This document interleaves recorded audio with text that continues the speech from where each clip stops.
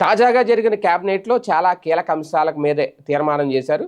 అయితే అందులో జగన్‌కి సంబంధించి కూడా ఒక తీర్మానం జరిగిందట. ఇదొక స్పెక్యులేషన్ మాత్రమే నేను చెప్తున్నది. ఒక ఒక తీర్మానం చేసుకున్నారు అంతర్గతంగానే. అది అఫీషియల్ తీర్మానం కాదు. ఎక్కడా రాదు.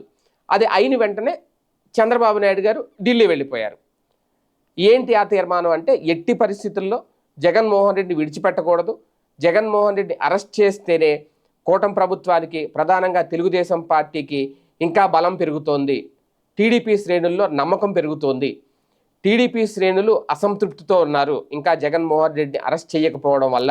జగన్మోహన్ రెడ్డి కనుక అరెస్ట్ అయ్యి జైలుకి వెళ్తే ఇప్పటికే చాలా వరకు వైసీపీలో ఉన్న ఫైర్ బ్రాండ్స్, ఒకప్పుడు ఫైర్ బ్రాండ్స్గా ముద్ర వేసుకున్న వాళ్ళందరూ కూడా నోటికి తాళాలు వేసి కూర్చున్నారు.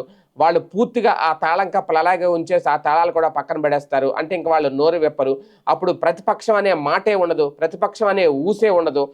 మిగిలిన 10 మంది ఎమ్మెల్యేలు కూడా అందులో ఇప్పటికే 4-5 మాతో టచ్లో ఉన్నారు, లేదా 8 మంది టచ్లో ఉన్నారు, ఒక లెక్క చెప్తున్నారు.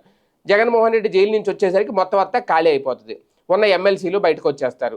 ఈ లోపల అవిశ్వాసం పెట్టేస్తే మండలిలో అక్కడ చైర్మన్ కూడా మార్చేయచ్చు, చైర్మన్ మీద కూడా అవిశ్వాస తీర్మానం పెట్టేయచ్చు. ఇలాగ రకరకాల స్కెచ్లతో ఉన్నారట. అందుకే ఢిల్లీ వెళ్ళారు చంద్రబాబు నాయుడు గారు.